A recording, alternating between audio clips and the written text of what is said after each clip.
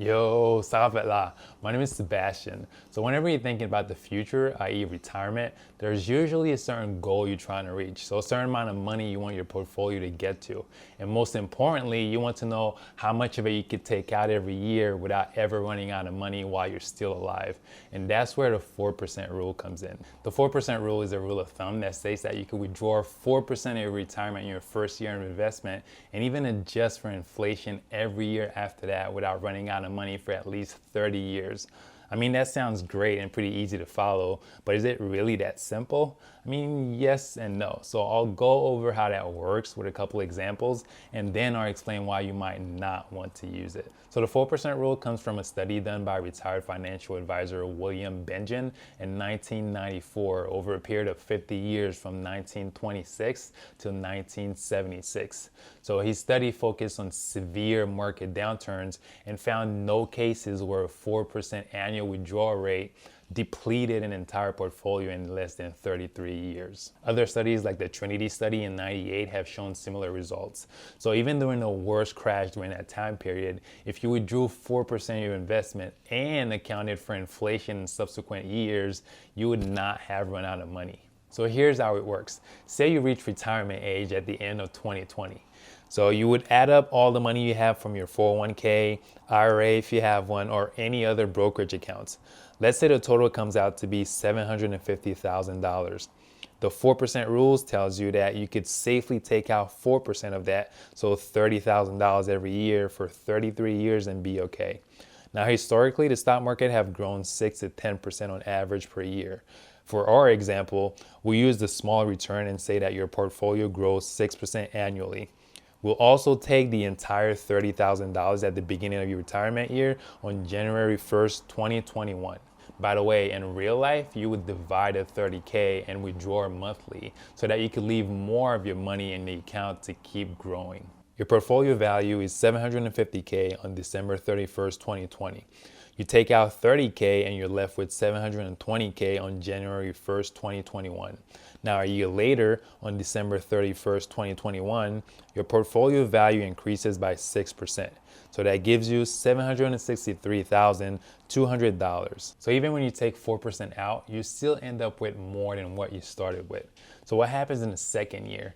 Now, because of inflation, we know that your cost of living is going to increase every year by about 2 to 3%. So we need to account for that. So we need to take a little bit more to be able to afford the same things. Now, the 4% rule accounts for that. So in our example, we'll use an inflation rate of 3%. So on January 1st, 2022, because of inflation, you can't just take out $30,000. So now you need to take out $30,900. That leaves you with $732,300. Now that money that you have in your account, it grows 6. And at the end of that year, on December 31st, 2022, you end up with $776,238.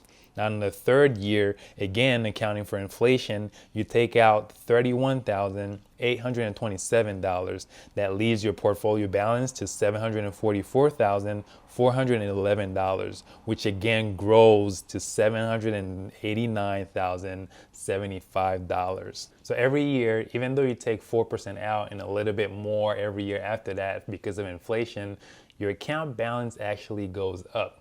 So why only take 4% out? Why not 5 or 7 or even 10? If your money keeps going up, why not take out more so you can enjoy more of it? The reason is that in reality, the market doesn't always smoothly go up 6 to 10% every year. That's just an average over a long period of time. I mean, some years the market might just return 2%, or some years you might lose 20%. And those down years might last a couple of years. So that 4% is very conservative and takes those downturns into consideration. But beyond that, the 4% rule has other issues. So the way it's calculated, you have to stick to taking out that 4% religiously. You can't decide to splurge on expenses because you think you have the money and you feel like it, especially not at the beginning. So if you take $60,000 out instead of $30,000, then that reduces your principal and how much of your money gets to compound and how much of it is left and how long it will last. The study was done with a 50% stock, 50% bond allocation, where the stocks were from a well-diversified fund like an index fund. Now, because bonds are more stable, having 50% of them reduces volatility. That sort of portfolio composition minimizes your risk and helps you preserve your wealth better than just having stocks. So a portfolio only containing individual stocks can drop down drastically because of a crash. And taking money out on top of that for your living expenses will affect how long your money will last. The 4% also doesn't take into account the fees that you might be paying for the funds you own or the taxes that you pay when you take the money out. So your true take home is going to be less than 4%. So the study was done to show how much you could conservatively take out of your nest egg and not run out of money for 30 years after retirement. But what if you live longer? Or what if you decide you wanted to retire earlier at 50 or at 40? So if you died at 90 years old, your money would have to stretch 40 to 50 years. The 4% rule wouldn't help you there. Also, it's really easy to believe that your spending will linearly increase or be constant in retirement. But do you really believe that you'll have the same spending needs at 80 as you do at 60? I mean, at 60, you might want to travel the world or work on your hobbies because you don't have a job to go to every day. But at 80, all you might want to do is just sit around and not be bothered. And given that the 4% rule is conservative, meaning that you looked at the worst case scenario, why not start at 5%? I mean, that's something you could do, but that's a decision you have to make for yourself after talking to a professional, which I'm not, based on how much risk you're willing to take on the front end and how much money you want left over to your heirs or how much you want to donate to charity after you die. Over that period the study was done in the 90s, bonds paid a lot more interest. So because they pay less now, that affects how much money your money makes, which affects how much money gets compounded, and that affects how much your money gets to stretch. And also, it doesn't take into account any income you might have in retirement. So not everybody that retires completely stops making money. I mean, you could still have money coming in from Social Security or any business you might have. For example, when I retire, I plan to keep working on my hobbies and keep collecting checks for my rental properties. I mean, having extra money coming in retirement can go a long way and will allow you to do more. So as you could tell, the 4% rule is not perfect. It's just a rule of thumb. So something that you could use to guide you and help give you a ballpark of how much you could safely spend based on how much money you accumulated over all these years. Now, if you wanted to know how much money you needed to retire, then you think of how much money you'd need to live comfortably and multiply it by 25.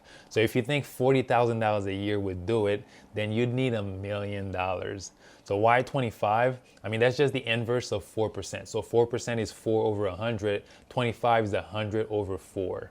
And then after finding out how much money you need to retire, you could just use the compound interest calculator to see how much money you need to invest and for how long to get to that number. The most important thing either way is to start thinking about that retirement now. So the earlier you start to plan out that future, the more effective you will be when that time comes.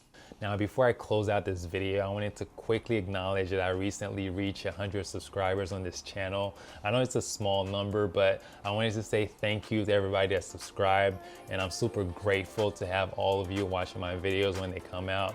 So with that said, that's all I got for today. If you think this video was helpful, make sure you like it and subscribe if you haven't already. And don't forget to share this video with family or friend you think might be interested in that type of content. Thank you guys so much for watching, and I'll see you next time. Peace.